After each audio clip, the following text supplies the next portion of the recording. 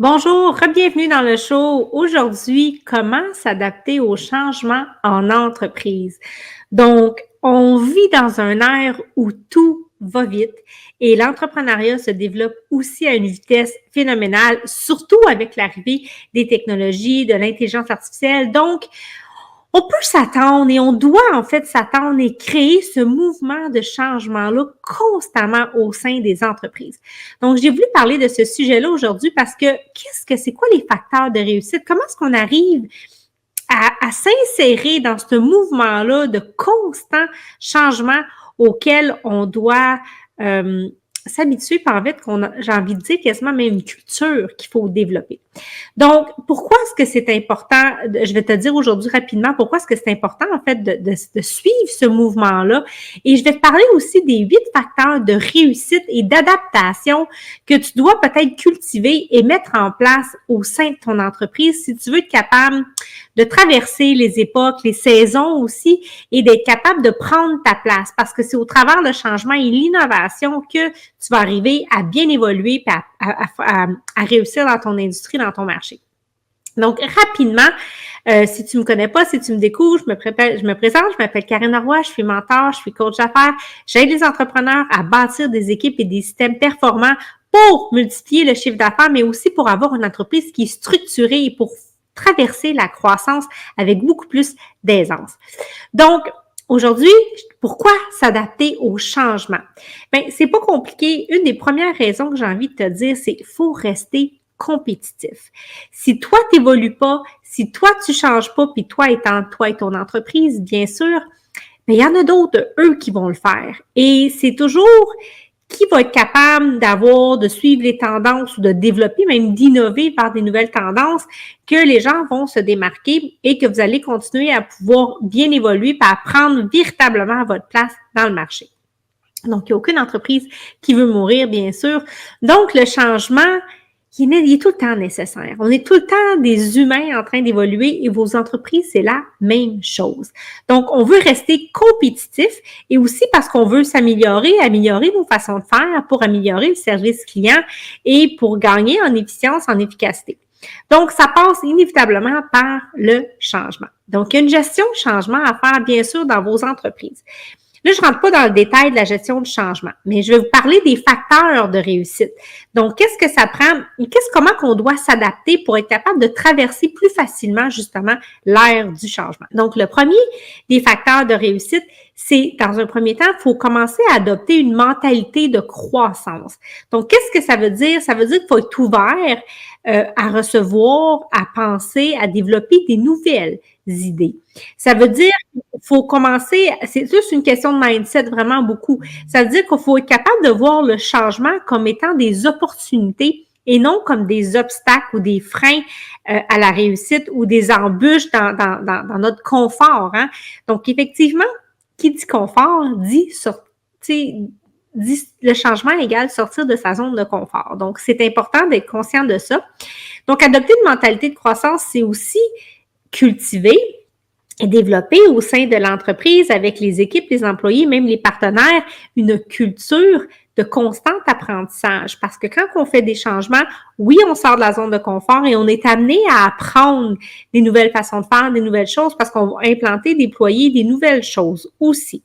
Donc, première des choses, on adopte une mentalité de croissance. Donc, le mindset, mais aussi des comportements d'ouverture. Deuxièmement, il faut commencer à avoir une communication qui est transparente. C'est pas en faisant des affaires à huis clos ou dans le dos de la majorité des gens qu'on va s'attirer des bonnes grâces. Ceci dit, quand on décide de faire des changements dans une entreprise, il faut que ça fasse du sens. Donc, c'est important d'aller expliquer les raisons du changement. Si vous voulez que les gens adhèrent, si vous voulez que les gens vous supportent, vous suivent dans ces changements-là, il faut être capable d'aller justifier et d'expliquer les raisons d'être, quels seront les bénéfices potentiels et c'est quoi les risques, en fait, de ne pas le faire. Donc, quand on prend le temps d'aller expliquer ça, les équipes, bon, il y en a tout le temps là, qui vont résister, qui vont s'objecter, mais il y en a plein aussi qui vont comprendre, qui vont adhérer puis qui vont se rallier. Donc, C'est aussi de façon transparente d'aller dire quels vont être les impacts sur le travail, sur les équipes. Les gens ont besoin d'être sécurisés bien souvent. Ils ont peur de perdre quelque chose. Donc ça, c'est votre responsabilité d'avoir une communication qui est transparente. C'est un excellent, en fait, c'est un super facteur de réussite, super important, la communication transparente. Troisièmement, c'est d'impliquer vos équipes dans le changement. Donc, si vous voulez que ça fonctionne bien, si vous voulez pas avoir l'impression que vous tirez à contre-courant, impliquez-les dès le début. Assurez-vous d'une participation active dès les étapes de planification. Donc, pas quand c'est le temps de le déployer, mais on les implique dès le début, on les informe, on les sécurise, on leur donne des responsabilités, on dispatche un peu, on les interpelle aussi pour collecter des idées. Donc, plus que vous allez faire ça, plus que vous allez cultiver aussi votre mentalité de croissance et la culture au sein de l'entreprise, que c'est correct, que c'est acceptable. Puis en fait, ce que ça va faire, c'est que ça va créer des véritables synergies d'équipe qui systématiquement vont t'habituer de travailler dans des projets puis de naviguer dans le changement, tout simplement parce qu'ils vont t'habituer que ça fasse partie des mœurs de votre business. Donc, on implique l'équipe, on s'assure qu'ils participent activement et de la planification jusqu'à la mise en œuvre, même jusqu'à la fermeture là, du projet, l'évaluation, le post-mortem, on les garde informés puis partie prenante du début jusqu'à la fin. Quatrièmement, on veut développer aussi des compétences adaptées. Donc, quand on rentre dans l'ère du changement, ça veut dire qu'il va falloir développer des nouvelles compétences, puis peut-être en fonction de nouveaux contextes. Je vais vous donner un exemple très concret, l'arrivée des technologies. On est là, je veux dire, c'est tellement rapide à quelle vitesse la technologie est en train de s'installer, est en train de prendre forme. C'est un tour de force pour beaucoup d'entreprises de suivre ce courant-là et de s'informatiser, de s'adapter à ce mouvement-là. C'est nécessaire, c'est comme si on le fait pas, on passe à côté du bateau puis les autres vont le faire. Donc, c'est quand même une réalité qui est très présente. Donc, de plus en plus, la technologie va prendre de plus en plus de place parce que c'est éprouvé, que ça fait économiser du temps, ça fait gagner en efficience, ça permet d'éliminer parfois les erreurs, ça permet de diminuer aussi peut-être le coût humain. Donc, tout ça, c'est qu'un seul exemple que je vous donne, mais ça demande aussi, je veux dire, même s'il y a des robots, même s'il y a de la technologie, ça demande des nouvelles compétences techniques ou technologiques qu'on n'avait peut-être pas. Donc, ça demande des nouveaux talents, ça demande des nouvelles compétences, des nouvelles connaissances. Ça va faire en sorte que tout peut changer au sein de l'industrie. Ça va être un nouveau contexte de travail. Donc, c'est ce que je veux dire par des compétences adaptées.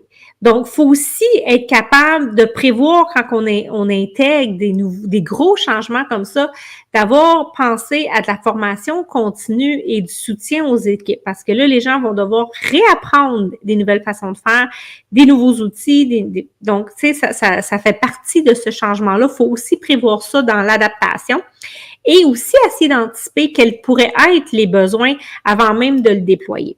Donc ça, c'est la 4e facteur de réussite. Donc, si tu aimes ce que je te dis, s'il te plaît, fais-moi un j'aime. Tu peux partager, viens m'écrire dans les commentaires. Ça m'aide et ça soutient la chaîne. Donc, je serais heureuse que tu puisses me faire un petit j'aime pour m'encourager.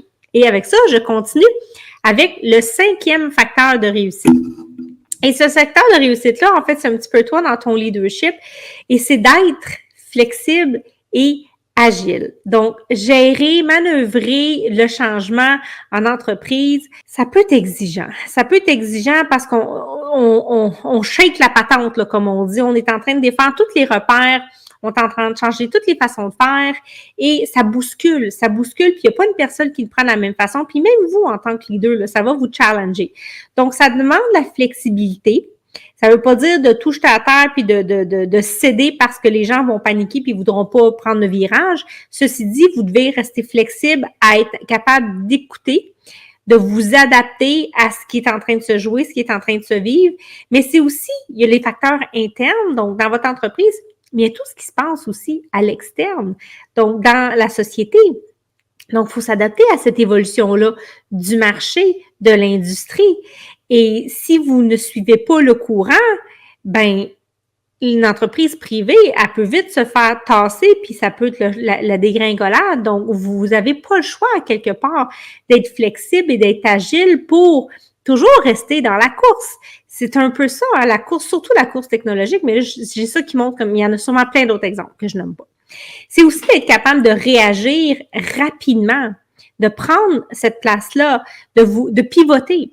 Tu sais, on ne sait jamais comment ça va évoluer. Puis d'ailleurs, le meilleur exemple que je peux pas vous donner, c'est quand la pandémie est arrivée, il y a des entreprises qui ont fait faillite, que ça a été la fin, puis il y en a qui se sont virés de bord sur un dizaine, puis ils ont suivi le mouvement, ils ont vu qu'il y avait une ouverture à quelque part, ils ont saisi les opportunités et ils ont passé au travers cette crise-là.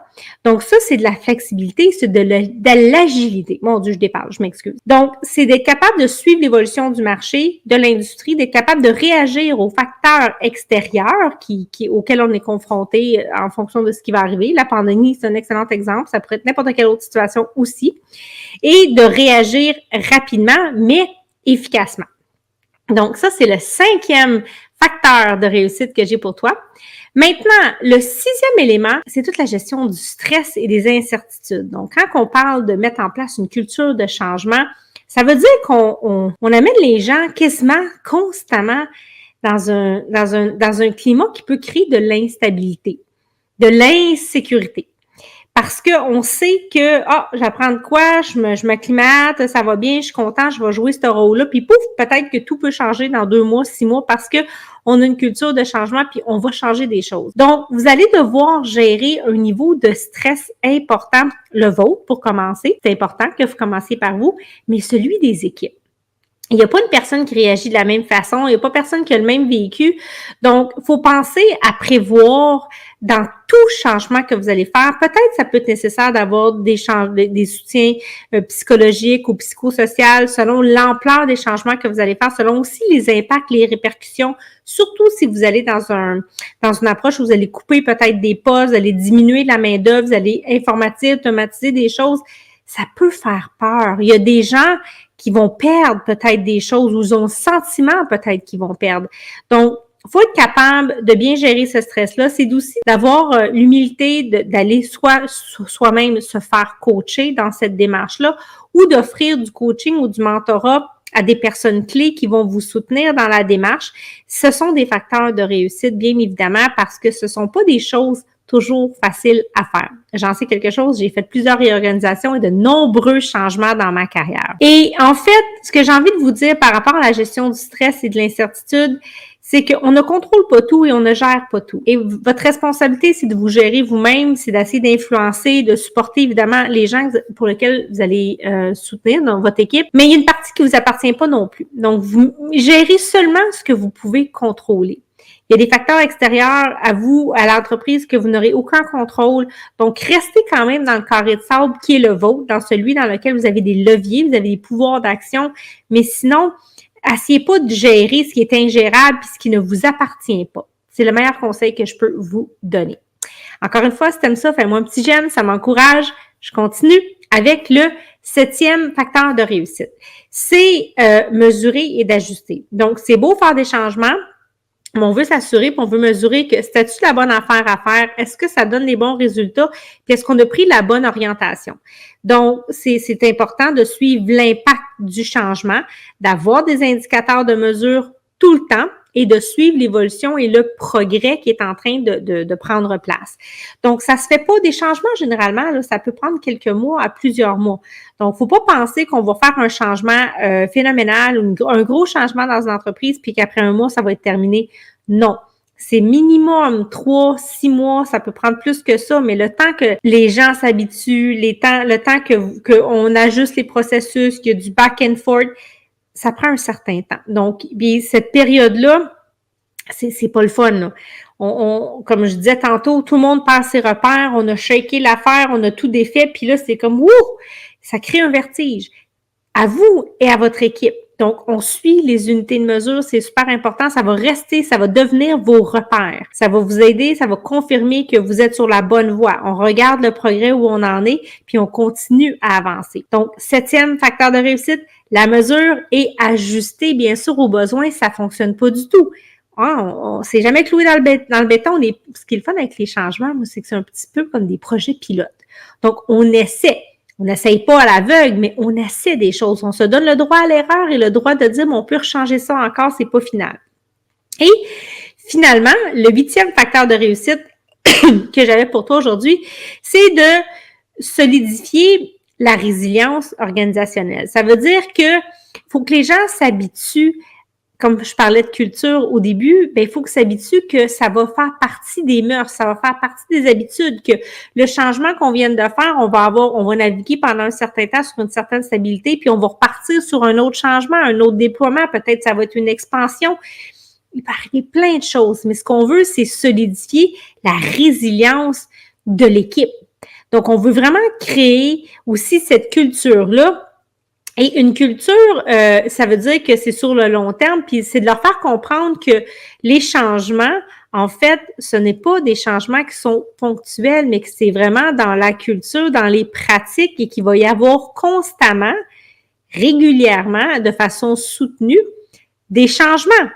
Un à la fois, bien sûr, vous n'en ferez pas des milliers en même temps, mais ça va faire partie. Donc, on veut développer cette résilience-là.